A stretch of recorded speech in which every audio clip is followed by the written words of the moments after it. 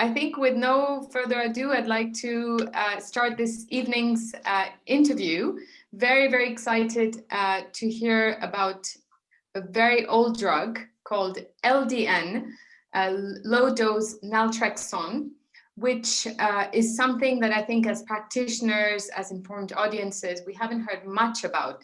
And this is one of the reasons we've invited none other than Linda Elsegood with us today to join us and share not only her journey around this amazing drug, but also share and explore with us a little bit how this impacts health, how this impacts the immune system, and how this actually impacted her journey in chronic conditions. So with no further ado, I want to welcome Linda to this evening's interview. Hi, Linda, how are you? Hi, thank you very much for the invitation. We are so delighted to have you today with us. And I guess we want to start off by asking you a little bit about your journey as a practitioner, your journey in setting up the LDN Research Trust, and your journey about how you stumbled across this old drug that actually has the ability to regulate the immune system and to modulate it in such amazing ways. I wanted to point out to everyone as well that Linda is actually the author of the LDN Book. And I am midway of reading this fascinating book, but I thought, why not get the author with us today to share with us her journey on discovering this old drug to regulate the immune system. Okay, well, thank you. But first of all, I have to say, I'm not a practitioner, I'm a patient. So, you know, I can't prescribe LDN. Okay, so back in 2000, I was diagnosed with multiple sclerosis, relapsing and remitting. And at that time, I was having a relapse every 6 months. And if you think of a ladder, you know, this is where my health was originally. I would have a relapse and I would drop. After 4 months, I would start to climb, and then I would have another relapse and drop again. So normal kept becoming less and less. And by October 2003, I was told I was secondary progressive MS. Now, my symptoms prior to being diagnosed, I had double vision, I had some numbness, some pins and needles, I'd had optic neuritis, I'd gone deaf in my left ear, and bowel and bladder problems. But things then progressed. But at that time, when they were trying to diagnose me, and hindsight is a wonderful thing, I had it for many, many years beforehand, but I didn't realise. I thought every time something strange happened, it was just a one-off. I didn't realise it was a piece of the jigsaw puzzle. But the neurologists thought, when they were trying to diagnose me, that it wasn't MS because you don't lose your hearing. He's since written a paper, so there was some good came out of it. I had an MRI, I had a lumbar puncture, I had evoked potential tests, and I was told it was either MS, a brain tumour, a stroke, or a tropical disease. Well, I hadn't been abroad or anywhere, so it really wasn't likely to be a tropical disease, but I didn't like the other options. I would have liked an option that, you know, you could have a pill and go away and you were going to be fine. I had a 3-day course of intravenous steroids at that point. 6 weeks later, I had the tests again, and I was in a wheelchair and really not doing very well at all. And the neurologist said that I needed to have another 3-day course of steroids, even though they only like to do them every 18 months. Well, so I had the second course that didn't do anything, and I'd asked the neurologist what the MRI showed 6 weeks after the first one, and he said it was the same. But he went on to say I had to have the steroids because he was worried I would become deaf and blind. You know, that was what I needed to do to stop that from happening. So that was quite a scary prospect, you know. I can imagine that in your hearing. being told that you need to take the second steroid round when you're not waiting 18 months and all the side effects of the steroid. But 18 months later, I took another course, and that resulted, I'm a pale person, it resulted in me becoming very moon-faced, like a tomato. I was very, very red. I was very swollen and puffy. I was huge. I looked as though I'd been pumped up, you know. It was awful. So slowly I was deteriorating, and I think around 2002 I'd stopped having the relapses, but I was still continuing to have all these symptoms.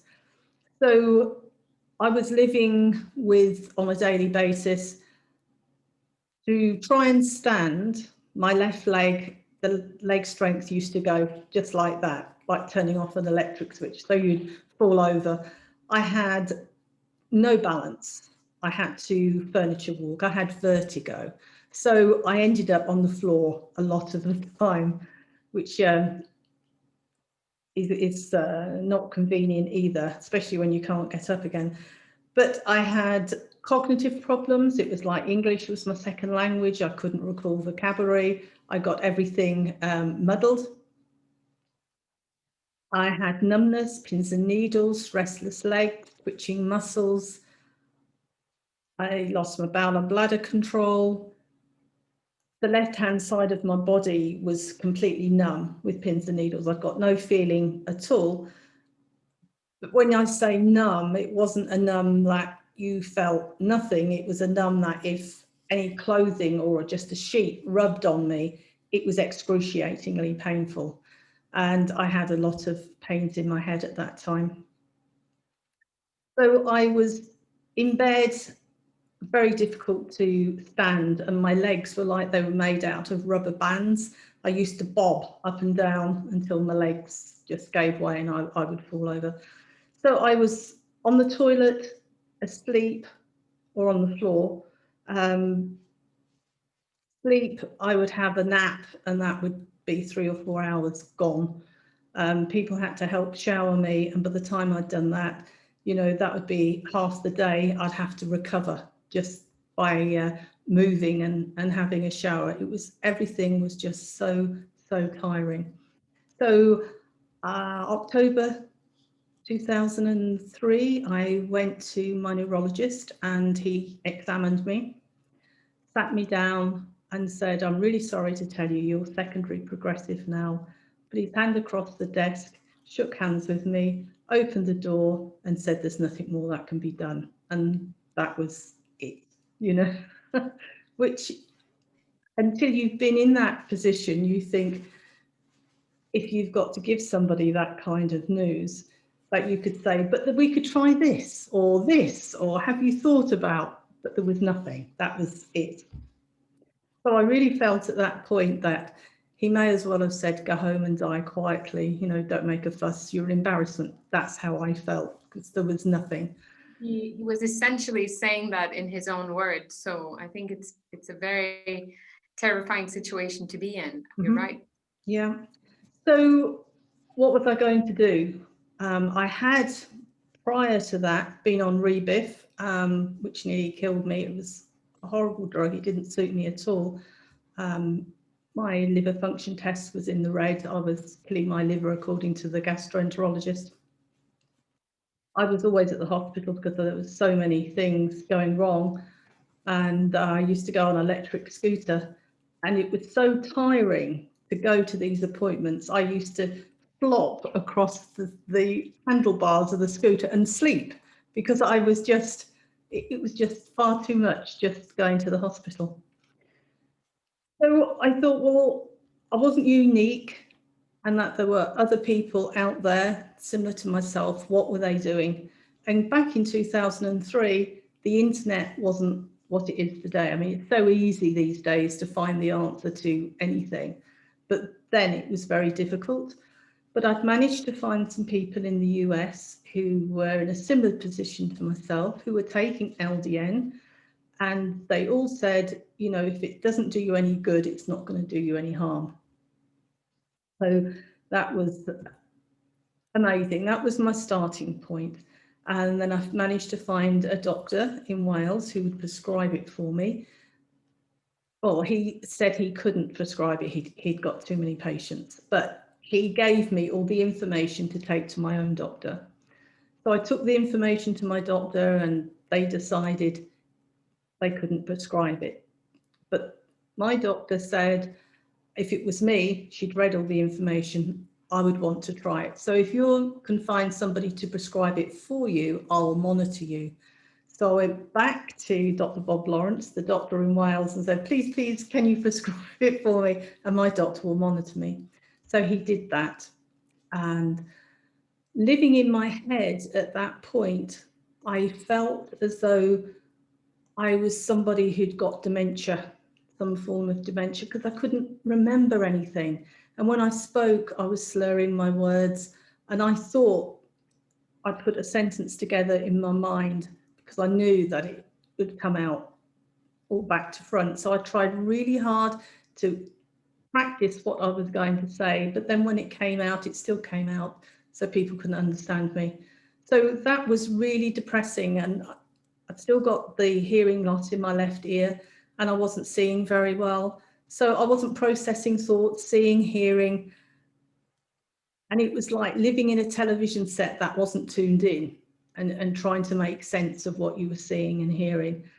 And just 3 weeks of being on LDN, it was like that television set had started to be tuned in, and I began to feel like me, you know, rather than this person I didn't recognize. And it was amazing. And it did take 18 months of work to get to where I am now. Some people who take LDN will say they never get colds, they never get ill. That didn't apply to me. You know, any colds or chest infections or anything, UTIs is still a big thing. I get them, you know, and I can have worsening of my symptoms when I'm ill, and I can lose my bladder control, particularly. I can get some numbness, I can get vertigo, but I'm touching wood here. Since being on LDN, even though I can have a setback, I have always gone back to where I was, you know? That's pretty impressive, Linda. You're telling me that within 3 weeks of taking LDN, you said you started feeling more like yourself. And yes, I understand the journey took around 18 months. And from what I've read in your book, it does have an effect, a different effect on every individual, naturally. And in your case, as you're saying, you know, you did notice that you were still having quite a few immune or dysfunctional immunity in a way, with colds and infections and UTIs. But especially in terms of the brain fog, you're saying that it took you 3 weeks to notice a huge difference. And my mental capacity at that time was so bad, and this was away much longer than 3 weeks. I can't remember how long. But my 15-year-old daughter had been in the school holidays or college holidays. She'd been bathing me, showering me, feeding me, looking after me. And I got some leg strength back, and I was able to walk holding on. And she said to me, "Mum, can you get me a glass of orange?" And I thought, I'm going to try. I'm going to try and do this. And I went to the cupboard and I got a glass, and I was doing it all in slow motion because I didn't want to fall, smash the glass or anything. And I filled it up with orange juice, just over half, just in case I spilt it. Didn't want to do it. And I walked very, very slowly and I gave it to her. And I was absolutely over the moon. I was so thrilled. And I said to my husband, oh, I just got Laura a drink, you know, and I didn't trip, I didn't fall, I didn't spill it. And she came in and she put the glass on the side empty. And she didn't know how I was suffering, that I was so scared that I was losing it completely and I would have no memory. And she said to me, it was very nice of you to bring me an empty glass, Mum, but I would have appreciated some orange in it. And I believed her and not myself, because my mind, I couldn't trust my mind. And I just burst into tears, and she was saying, I'm joking, I'm joking. But I was so convinced that somebody could tell me I was wrong, that I hadn't actually done it. That was how my mental state was at that point, that I believed somebody and not myself. Thank you for sharing that, Linda. It's quite a powerful story when you tell me this way, that you know, the MS had such you know, damaging effects for your well-being, including, especially as you're saying, not being able to trust yourself with, you know, what you're doing on from moment to moment. So to actually take this drug and to actually see such a big difference within 3 weeks, I think is quite a discovery. And as I said, for myself as a practitioner, I had not really dwelled into it or explored this medication before. And it's quite an interesting one, because from what I'm reading in your book, Linda, it's not just something that you're saying is effective for conditions such as MS or any kind of neurotransmitter, you know, dysfunction or immune dysfunction, but there's so many other autoimmune conditions that you've mentioned in this book that you know, the LDN can be effective for. And I would love to talk a little bit more about you know, LDN in itself, and you know, how you think, you know, your situation benefited from this drug. Well, first of all, low dose naltrexone is just that. It's low dose of naltrexone, and naltrexone was trialed back in the late 1970s, and it was only found harmful to the liver in doses of 300 milligrams a day. At that time, it was being used for heroin addiction, and they were using 50 milligrams 3 times a day. So they were using half of the dose that was found harmful to the liver. Now, LDN is usually in between 3 milligrams and 4.5. So some doctors say it's like an holistic dose, but it is still a prescription medication. You know, you have to have a prescription for it. There are some people that have bought it off the internet without a prescription. You know, that is really a dangerous thing to do, because when you buy drugs online, they have bypassed any safety checks, quality checks. You do not know what you're buying. And our caveat, being a charity, is that LDN isn't a miracle drug or a cure, and it doesn't work for everyone. But the amazing stories from people over the last 16 and a half years, because I set up the charity in 2004, and I was at that time one of like 400 people in the UK that were taking LDN, and now there are thousands worldwide. I mean, I would love to know how many. Initially, most people came through me looking for prescribers, but the more prescribers we get and people, you know, word is spreading. I don't know who half the people are that are prescribing LDN, but it's. I want to say that it's such an amazing service that you have done, not just because of the effects you saw on yourself on your own personal journey, but to make everyone aware through your research trust, by setting up this research trust. I think it's really commendable what you've done, and helped so many people worldwide, as you said. Thank you.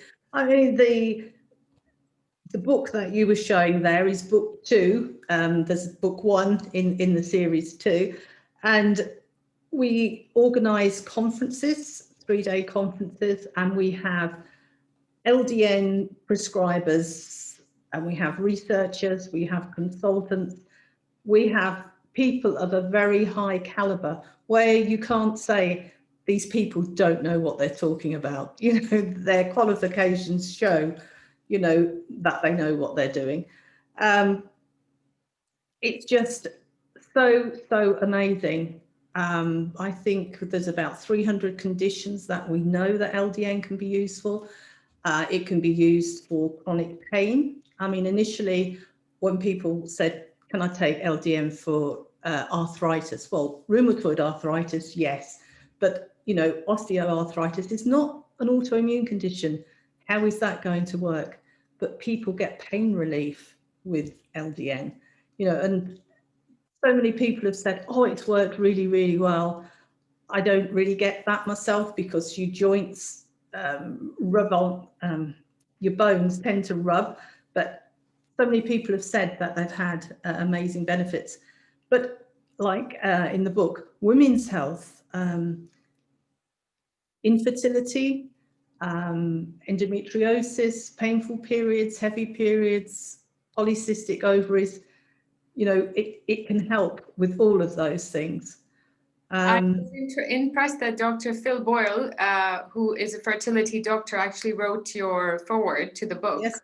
And told us some miraculous stories about, you know, linking fertility to, you know, supporting, you know, women with infertility using LDN. So it's impressive that it has so many other benefits aside from, as you said, the autoimmune condition. Exactly, and mental health.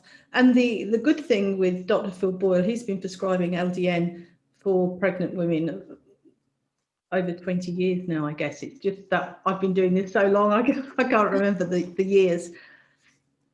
But he gets the women to take the LDN before they're pregnant, during pregnancy. He will sometimes get them to stop 4 weeks or so beforehand, just in case they need painkillers. And that varies time to time. And then afterwards, during breastfeeding. But he said, which I always think is quite fascinating, I don't know that much about newborn babies. I've had two, but he said that many babies have to have antibiotics when they're born. They have chest infections. And he said, in his opinion, that babies are healthier when they're born, when the mother has been taking naltrexone. They're a better weight, they're more contented. And when he checks up on them, they, you know, meet all their milestones. And the parents are happy because they tend to sleep better, you know. So that seems, even though there's not trials and studies that it shows that it's safe during pregnancy, he has used it, and we have many of our members on our Facebook group who are quite happy to say, you know, yes, people with Hashimoto's don't want to stop taking it. As soon as they stop, they feel really unwell. And to have somebody say to you, you know, I have taken it myself throughout pregnancy and I was fine.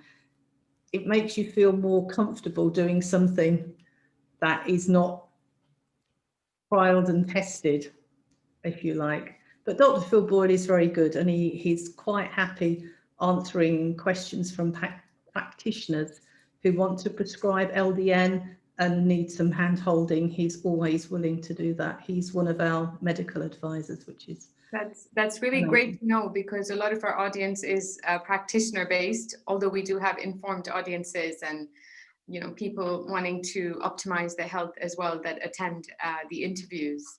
Mm-hmm. But thank you so much for sharing your really, really personal story. And I think it gives a lot of hope to all of us, especially, you know, practitioners that have a lot of patients, to get a patient's point of view from your end on how difficult it is to manage a chronic condition such as MS, and how even if you tried everything, you know, there was a ray of hope using LDN.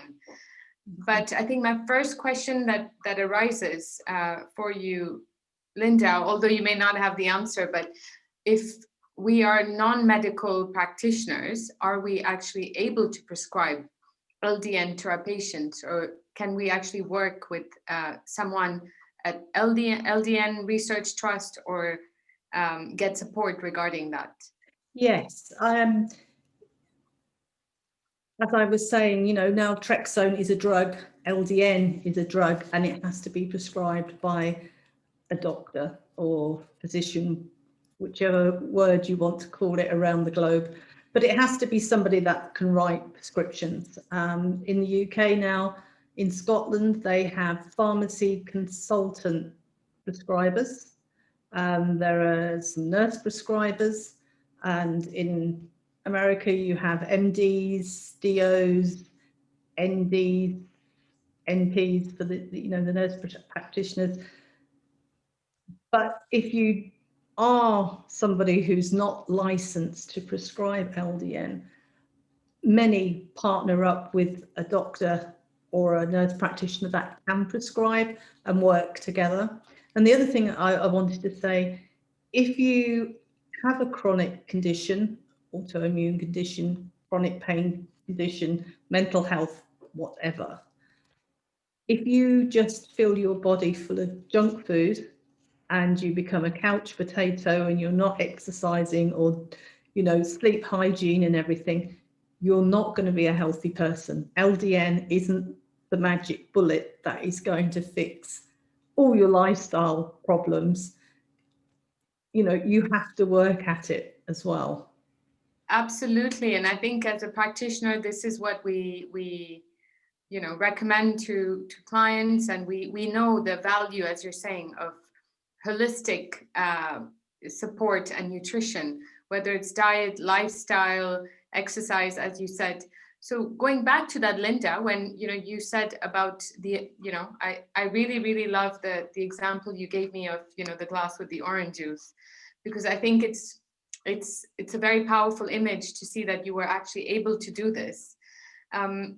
Were there other elements that you were looking at when taking LDN? Were you actually working on a holistic health plan when taking LDN together with anything else? I did. Dr. Bob Lawrence put me on about 16 different supplements, which I did religiously for quite a long time, until I got to the point where I couldn't swallow that number of pills a day. I was gagging, I just couldn't get them down. And I tidied up my diet, actually being able to get out of bed and help prepare what I was eating made a big difference to my diet.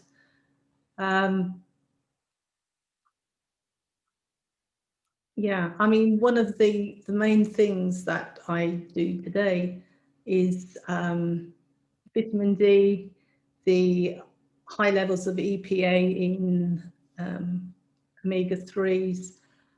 I take a good multivitamin because I do not want to take a whole handful of supplements, and a probiotic, especially when I'm prone to these UTIs and have to take antibiotics, which are not good news, but sometimes there's no alternative.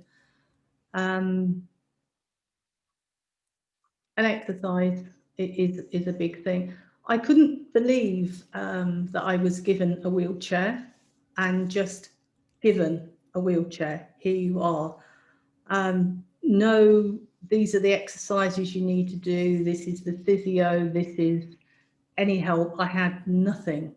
And when I started to walk, the pains in the arch of my foot were crippling. They were so painful. And I actually went to the doctors, who then sent me to the hospital, who sent me to a podiatrist.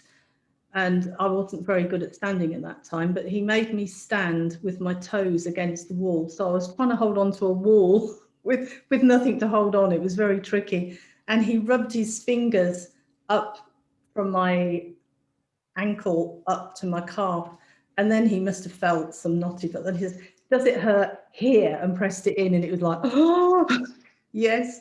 And he said, why didn't you do stretching exercises? Why didn't you? I said, because nobody told me. And the ligaments in my legs and in my feet, everything had shrunk.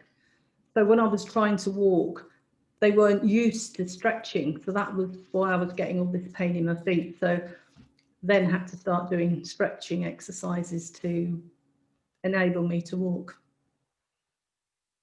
And I think that's such a good example of, using, even if you're using a drug such as LDN, not to forget the holistic element that, it's not a magic bullet, as you said, but, there are a lot of other holistic therapies that you're using alongside LDN. And as you said, makes so much sense for, a holistic practitioner to team up with, an open medical doctor who's prescribing something like LDN and work together with them on the patient themselves.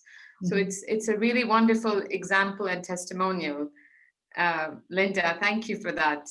I think I'm going to jump into some of the questions because, Linda, we did receive quite a few emails for you. So I'm going to take those as well as the ones that are coming through on the chat and on the Q&A panel, if that's okay. But yeah. I did want to say that from what I've read in the book, to everyone listening, that from what I understood, LDN is, as Linda well said, a low dose naltrexone, which is an opioid antagonist and works a little bit like a beta blocker, and has an effect that actually is like a painkiller, from what I've understood. So it's quite interesting that, all of these conditions that you've talked about, have a positive effect when someone is taking LDN. So I just want to put that as a side note to any questions that might arise from there. Okay. But the first question for you, Linda, and I'm hoping it's possible for you to answer, is from Jean, who's asking, is LDN a support for migraine?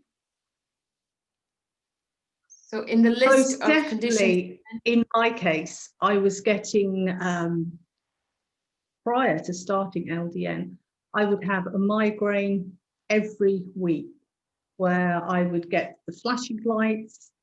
Half an hour afterwards, the flashing lights would go, but then I'd get this excruciating headache so bad I'd have to lie down. The curtains had to be drawn, and if I moved my head, I would vomit. I mean, it was that bad. And then you'd feel really rough the next 2 days, and then I would get another one. And now I might get one every 2 months, but I get the flashing lights and I think to myself, okay, I'm just get away from the computer, try not to read anything and just relax for that half an hour. It's quite pretty if you don't want to do anything. It'd be terrible if you were driving, you'd have to just stop. So I get these flashing lights, and then you would expect this excruciating headache to come. Nothing. Get the flashing lights and nothing. No headache. So that is, absolutely amazing. And they don't come that often. But when they come, and then I think, after the flashing lights are gone, and think, this is pretty cool, that there is no headache. But people do report that, had they had migraines prior to LDN, that's not usually the reason why people take it. People normally have, an autoimmune condition. But no, migraines are certainly helped by LDN in a lot of people that I know. But I would like to say, you touched on what naltrexone does, but it also helps boost the body's own endorphins. So it makes you make more endorphins, which endorphins are your body's own natural painkiller and feel-good factor. But LDN also helps dampen inflammation, and most chronic diseases have inflammation. So maybe that is why it works on migraines. Absolutely, and there's definitely a connection with neurotransmitters in that way. And I think one of the questions that came up is Julia actually asking, could Linda explain the mechanism of action? From what you can explain as a patient, Linda, and as someone who's been researching this with the Research Trust, would be interesting to understand, as you said, it's not just producing endorphins for the body, but it's also, as you said, it's bringing down inflammation. But if there's any other mechanism that you can share with us, Linda? When it brings down the inflammation, it's working on your T cells, which are your body's own fighter cells against any infection, inflammation. Yeah, what I would do, because we've got both books, and if you go onto Google Books, I believe it is, and put in the LDN book, be it 1 or 2, the first chapter is the only chapter that is like a duplicate in the books. It's so that if you've got book 1, you understand the mechanism of action, and it's also in book 1. But book 2 has been updated. But if you put the LDN book in there, that first chapter is available for free. And so if anybody would like to read it, it's written by pharmacist Stephen Dixon. It's amazing. It goes into the history, the pharmacology, and the mechanism of action of LDN. And as I say, it is free to download that chapter. That's very useful to know, Linda. I hope we can all download that free chapter on the book to understand, actually, deep dive into the mechanism of action of LDN. My next question for you, Linda, is from someone who emailed us specifically, Melanie. She said that she's heard that pulsing LDN, meaning taking it for 3 days on and 3 days off, is much more effective. And is that right? Okay. Back in 2016, we made a documentary called The Game Changer, which was a cancer documentary. And Professor Angus Dalgleish, who's one of the top oncologists in the UK, he works at St George's in London, and his colleague, Dr. Wei Lu, who's a research scientist, they found in the laboratory, working on cancer cells, that once they had the cancer in remission with LDN, using the pulse dosing caused cell death. And they published a paper. So if you watch the documentary, look underneath, you'll see the link to the paper and you can read it yourself. Now, Dr. Akbar Khan, he's also one of our medical advisors, and he has his own cancer clinic. He prefers to use LDN continually. He doesn't like using the pulse dosing, and he finds he gets equally good results. But the pulse dosing is usually referred to for cancer patients, not for autoimmune, chronic pain, that kind of thing. So I hope that answers that question. Yes, it does. That's quite interesting for us to look at the paper under the Game Changers, which I'm sure is on Netflix. Thank you for that, Linda. Aga is mentioning, Linda, you're awesome. I love your story. Can you advise how to get LDN prescribed? And as Linda well said, you need to be in touch with medical practitioners. And I'm assuming that on your website, LDN Research Trust, we can actually find a list of practitioners. Yes, you can. Yes. It depends where you are in the world. And as we know, these are crazy times at the moment, and most doctors are operating remotely anyway, which helps patients with LDN. There are many doctors that are doing remote prescribing for LDN. Regardless where you live in the world, you can, if you want a prescription for LDN, you can get a prescription from LDN.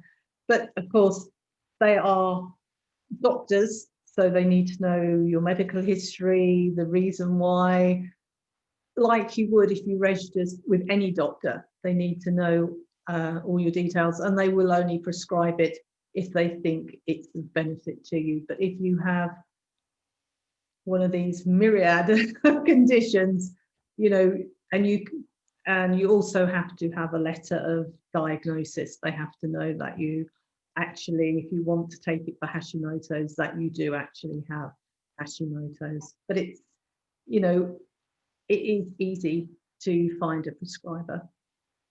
That's quite an interesting point, Linda. Before I take up the next question, it would be interesting to know if are there any side effects that you experienced personally or that you heard of regarding prescribed prescription of LDN? I was told when I took it, you could have a headache, sleep disturbance, vivid dreams, worsening of pre-existing symptoms, or a stomach upset. Now, I was in such terrible condition. I wanted all the side effects, you know, day two, I want to know I've got all these awful things because I wanted to know it was working. You know, if you've got the side effect, it's working, it's doing something. I had nothing. I never had one side effect, and I still haven't had a side effect. This is why I was just so amazed after 3 weeks of having nothing, not noticing anything, and I really mean nothing, to suddenly notice that I began to get clarity of mind, which is amazing. That really is amazing. So more to research on this drug, and if there are very little known side effects from what we can hear. But for some people that do have side effects, they are usually transient and they're gone within a couple of weeks. And they're mild as well. Very good to know. That's really good to know. Thank you for that. There's a next question from Julia again. In case of chronic pain, would or could LDN be curative in a patient who has taken all the naturopathic measures to take care of themselves? I think you mentioned that before. Could they conceivably recover if the cause of the pain has been addressed? Any experience around that? Yes, I mean, there are amazing stories, testimonies, and also last year this time, I think, I'd gone to America, and we have another documentary that is on chronic pain and opioids, because one of the things that you shouldn't have in your system at the same time is an opioid and LDN. But there are pain specialists, and I think we interviewed like 8 or something like that in this documentary, who are using ultra low dose or microdosing LDN. We're talking 0.001, a tiny, tiny, minuscule dose. And these doctors use this really low dose in conjunction with the opioid. The opioid is more effective. Now, some of these people have been on opioids for 20 years. They are drug addicts, but they're drug addicts on prescription drugs, you know, no fault of their own, you know, but they are addicted. And once you start on the path of the opioids, they then stop working and you have to take more, they have to get stronger, and then often they put in another medication, so you end up taking a cocktail and then another drug to combat the side effects.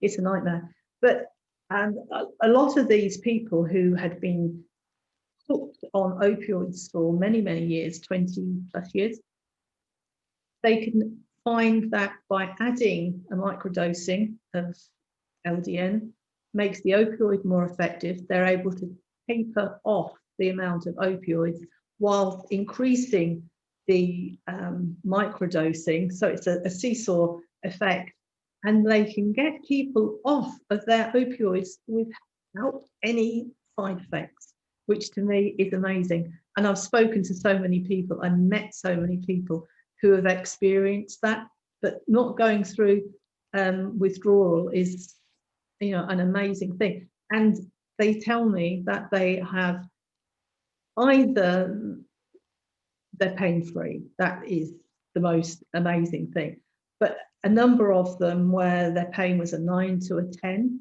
every day had gone down to a 3 or a 4. They knew the pain was there, but it didn't stop them. They could live a normal life, do their own activities, because they could cope with that amount of pain. Absolutely, that's interesting, because what you're saying is that LDN is not addictive in that sense. Mm-hmm. And if someone has discovered the root cause of the pain, as Julia well said, they could optionally take a microdose of LDN and at least be pain-free from all the symptoms that the condition has given them the experience of that pain. So very interesting regarding the microdosing, which brings me to the dosing question. Actually, we had the question on which daily dosage are you on, Linda? Are you taking it before or with food? Okay. So are you taking this microdosing, or you have a specific dose for Linda? In 2003, when I started, everybody started on 3 milligrams for a month and then went up to 4.5. The fallout rate was quite high because for some people, 3 milligrams is too high and always will be too high. Some people find that 2 milligrams works really well for them, but they've been told that 4.5 is what you're supposed to aim for. But when they get over 2, they don't feel very well. So I might as well stop taking it. Why do you want to stop taking it? If it was working really well at 2 and you were getting the benefits, stay at 2. And we've had the question. We have on the website a questions and answers section, frequently asked, and they're videos. You can find them anywhere. And one of the questions we've been asked was, do you take it with food or without food? And the answer was, it doesn't really make any difference. Some people take it at breakfast time, some take it at night. I personally take it just before I get into bed because that is part of my ritual that I do every night so I don't forget it. I've experimented myself. I have tried the liquid, I've tried sublingual, I've tried tablets, morning dose, evening dosing. Some people for chronic fatigue, etc., will do double dosing, splitting the dose. I've tried it all and I can't say it made any difference, however, or whatever I did. It was all the same. Thank you for sharing that. It's, again, very hopeful to know that with such little side effects and such an ease of using it. The next question is from Melissa, who's asking, have you heard of LDN being used to treat chronic conditions, skin conditions? Skin, did you say? Skin conditions, yes. Yeah. Psoriasis is a big one, Hailey-Hailey's disease, Brecht syndrome, eczema, especially eczema in children. I would say that children, especially autistic children, use it and they usually rub it on the back of the hand. In America, they have topical lotions and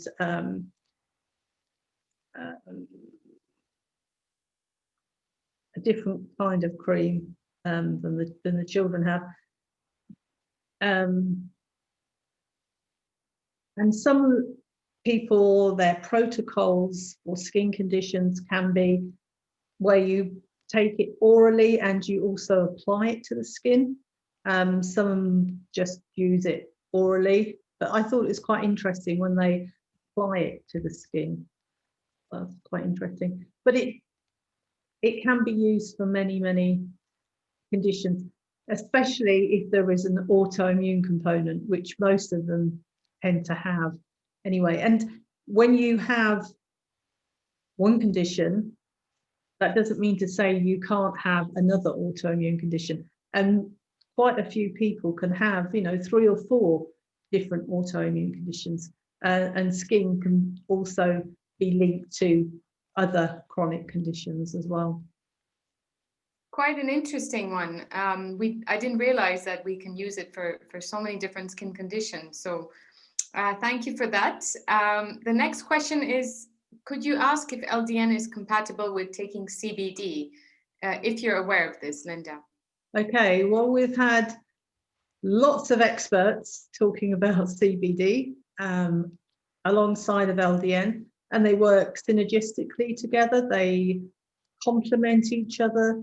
They work very well, and especially for pain.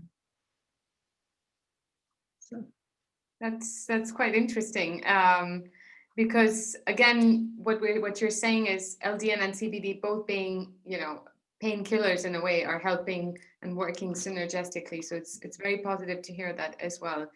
we do have, we are running out of time, but we're going to take the last question, which is from Melissa asking, what is the actual name of the book? Sorry, we just had 2 more questions come in, so we will take them. But the name of the book is the LDN Book. I have it right here. I know that Chelsea Green Publishing has published the book, and there are quite a few forwards from different doctors inside this book as well as a testimonial from Linda. But as she kindly told us, this is volume 2 that I have, and there's actually volume 1. And within volume 1, you can actually access the first introduction, which explains what actually is LDN, how does it work, what is the mechanism of action. So I hope, Melissa, we've answered that question. And another question that came in is, it's regarding animals and taking this medication. Would a cat with severe eczema benefit from LDN? The cat's taking zinc, EPA, DHA, like the omega-3s, propolis, and antihistamine. But it would be good to know if this is something that can be applicable to animals, Linda. Yes, it is. There are many vets that will prescribe LDN, but again, it is a prescription medication. You know, you have to find a vet who would prescribe it for you. I know people whose dogs had skin issues, flaky, dry skin,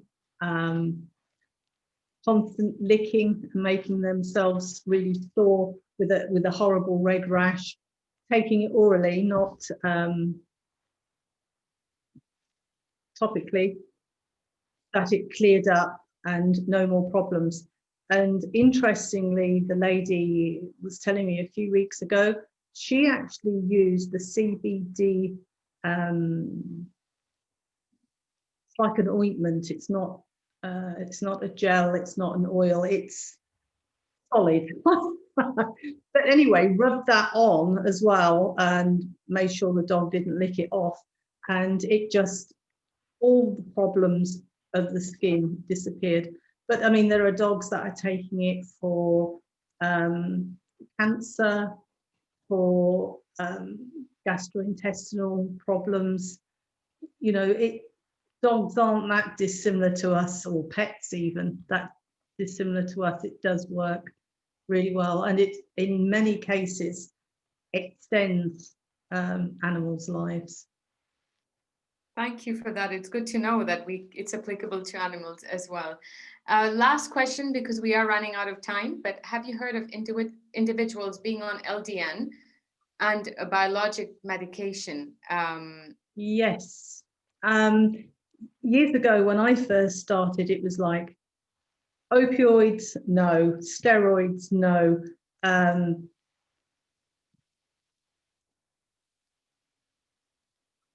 something else that you couldn't take it with, can't remember now. But as time has gone on and more doctors are prescribing it, they will prescribe it with methotrexate or other immune suppressant drugs. And then people will say, well, doesn't LDN boost your immune system and these drugs suppress the immune system?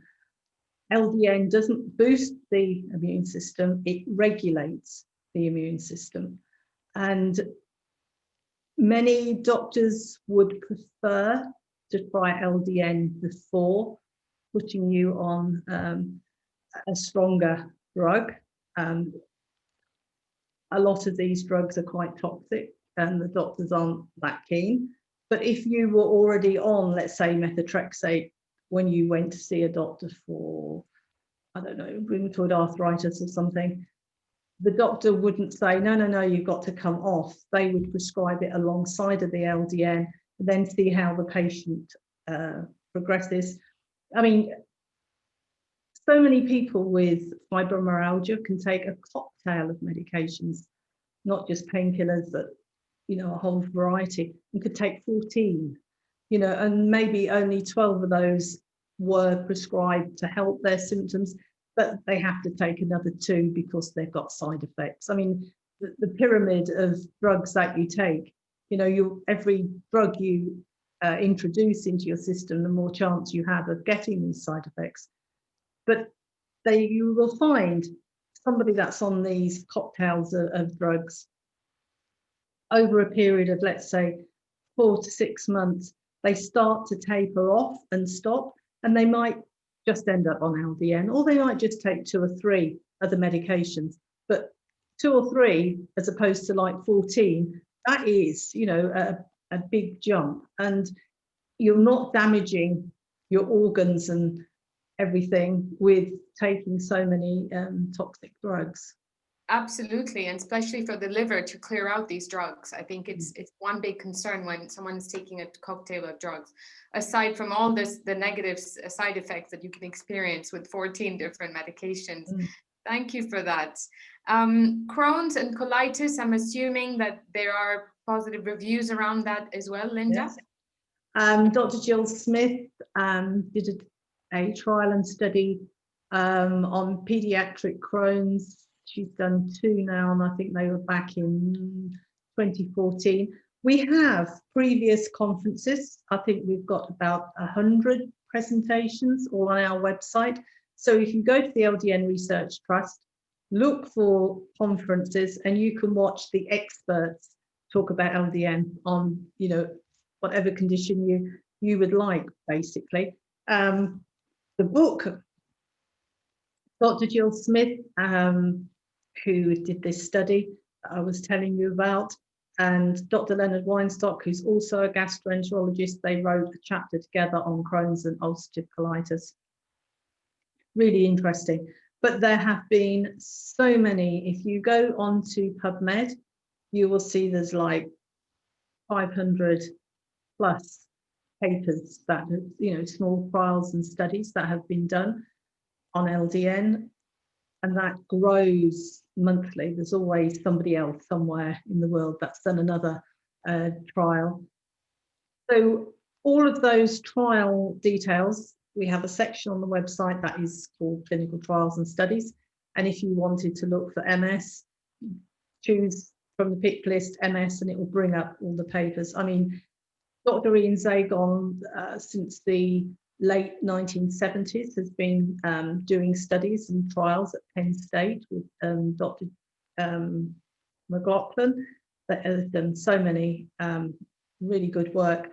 And Dr. Bernard Bahari actually was prescribing LDN for patients back in 1985. So there is a lot of history, even though most of it, as you would say, is anecdotal.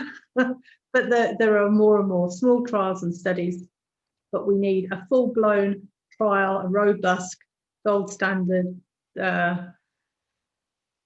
double-blind placebo trial to get it into doctors' little books where they feel, they are allowed to prescribe it. Absolutely, and it's really a story of hope you've shared, and from a patient's point of view of your own, it's been very heartwarming to hear your story, your journey as well. And I just want to thank you personally for that, and also that the amazing work you've done to set up this research trust on LDN and making people aware and supporting them with their conditions. So we will make sure to send this recording by email, as well as links to the research trust and links to access Linda's book as well. Thank you so much for your time. Thank you so much for sharing your personal journey with us and giving us an insight on this extraordinary drug. And even as a practitioner, I'd say, I think, working in integrative medicine, you can see that this drug can absolutely be used integratively, working with medical professionals and bringing more awareness to the little side effects you experience from this drug in particular. And thank you to everyone. Melissa, thank you. Everybody's giving amazing feedback to you, Linda, about being a wonderful session and sharing your inspiring journey with us. Well, if anybody has any questions, they can email me, Linda, Linda, at ldnrt.org, and I'll get back to you. I will absolutely put that on the newsletter as well as a link to your email if anyone has more questions around this. Thank you so much, everyone. And I hope for those who are new to the Nutrition Collective, please do join our newsletters on www.nutritioncollective.co.uk. We have some amazing masterclasses coming up, one on the 24th of November with a practitioner oncologist and nutritional therapist, Patricia Peet, on the biography of cancer and doing a deep dive on understanding the mechanisms and developments of cancer. And we have lots of other updates for you, so please do join us. Thank you, Linda, for your time. Thank you, everyone. It's been so useful and so inspiring. Thank you.